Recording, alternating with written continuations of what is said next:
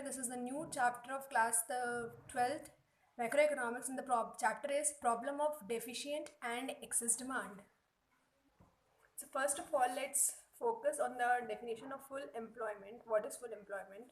So full employment is a situation where every person who is willing and able to work at a prevailing wage rate are actually employed. It means there is zero voluntary unemployment. So basically full employment एक ऐसी situation को बोला जाता है जब हर person जो काम करना चाहता है और वो काम कर भी सकता है, प्रिवेलिंग वेज रेट में उसको काम मिल जाता है. So this is full employment.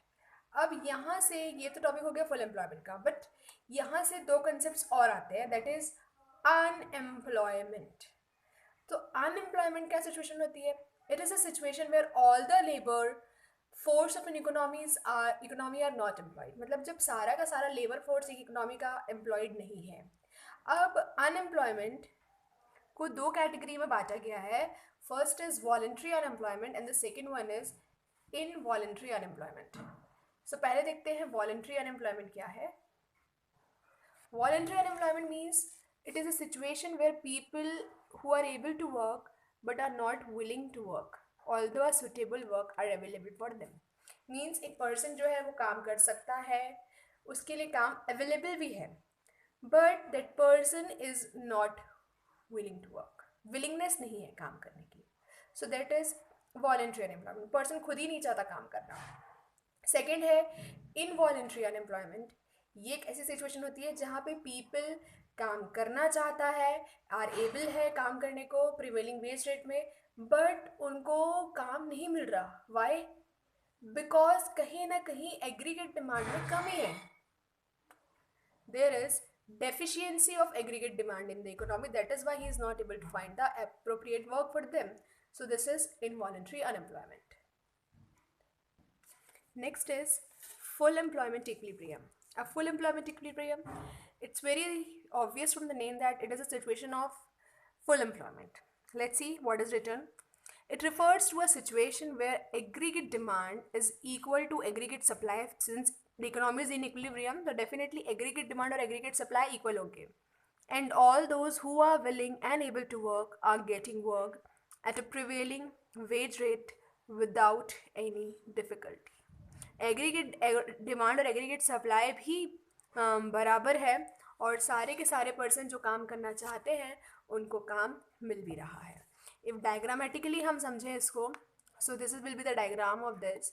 Here we have made this 45 degree aggregate supply curve, and from a distance from origin we have made an AD curve, and the point where they are intersecting is the point of equilibrium where AD is equals to AS. Remember to plot output in x-axis and AD or AS in y-axis. So this is how equilibrium, full employment equilibrium works. Now a new topic here it is, that is of deficient demand. Deficient demand क्या होता है? It is a situation where actual aggregate demand falls short of aggregate demand required at full employment level. So जब actual aggregate demand full employment में जो aggregate demand है उससे कम हो जाती है. प्रोड्यूसर्स लोगों ने सोचा था कि 10 मिलियन कोई गुड्स की डिमांड होगी, 10 मिलियन यूनिट्स ऑफ गुड्स की डिमांड होगी, बट इन एक्चुअल सेंस हुआ क्या कि 8 मिलियन गुड्स की ही डिमांड हो रही है. सो 10 मिलियन और 8 मिलियन में जो डिफरेंस है यानी कि 2 million. So this is a situation. यहाँ पे क्या हो गया कि एक्चुअल डिमांड कम हो गई है और प्लान्ड डिमांड थी ज़्यादा. सो इसी के चलते जो डिमांड अराइज होती है उसको बोला जाता है डेफिशिएंट डिमांड. एंड अगर अपन इसको ग्राफिकली प्लॉट करें तो एक गैप दिखता है हमको, जो 2 मिलियन का गैप दिख रहा था हमारे एग्जाम्पल में, that gap is known as deflationary gap. Will see this further. So the gap between aggregate demand at full employment level and actual aggregate demand is called deflationary gap. For deflationary gap, all the resources of the economy are not being used. Since हमारी capacity ज़्यादा है produce करने की, but we are producing less than what we can produce, and all the resources of the economy are not being used to the optimum level, and some are ideal.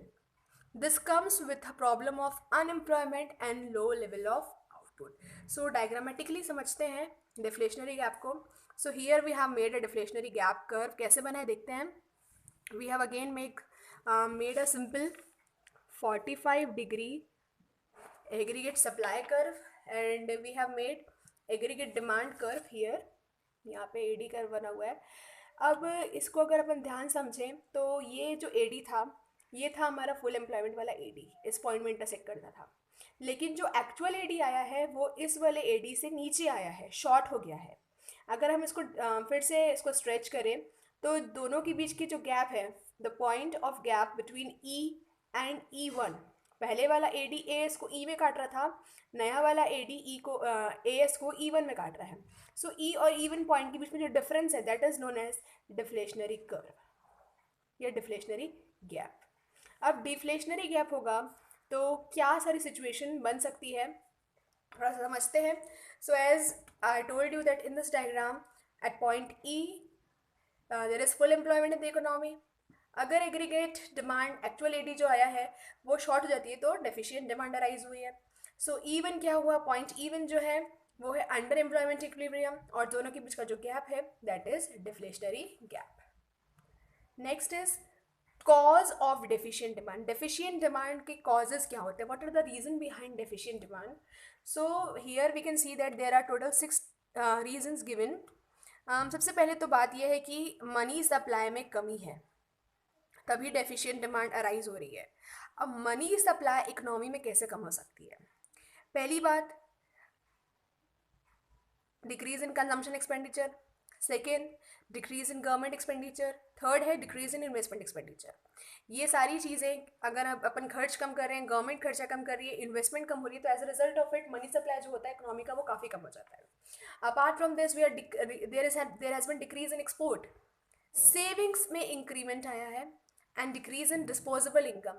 सो ये 6 reasons हैं जिसके कारण deficient demand arise होती है. हम खर्चा कम कर रहे हैं, गवर्नमेंट खर्चा कम कर रही है, इन्वेस्टमेंट कम हो रही है, एक्सपोर्ट कम हो रहा है, सेविंग्स कम ज़्यादा हो रही है एंड इनकम हमारे पास कम हो गई है. And this are the reason जिनके कारण डेफिशिएंट डिमांड अराइज होती है. अब इम्पैक्ट देख लेते हैं इसका. इम्पैक्ट ऑफ डेफिशिएंट डिमांड या डिफ्लेशनरी गैप क्या है कि पहला है decrease in the level of output. Output में कमी आ जाती है क्योंकि इन्वेस्टमेंट कम है, लोगों को काम नहीं मिल रहा है एंड इसके चलते आउटपुट भी कम करते हैं. सिंस हमको आउटपुट कम करना तो डेफिनेटली एम्प्लॉयमेंट लेवल भी कम हो जाएगा और एम्प्लॉयमेंट लेवल कम हुआ, अगर अनएम्प्लॉयमेंट लेवल बढ़ा है इकोनॉमी में तो जाहिर सी बात है इनकम लेवल में भी कमी आती है because people are left with no work and their income decreases.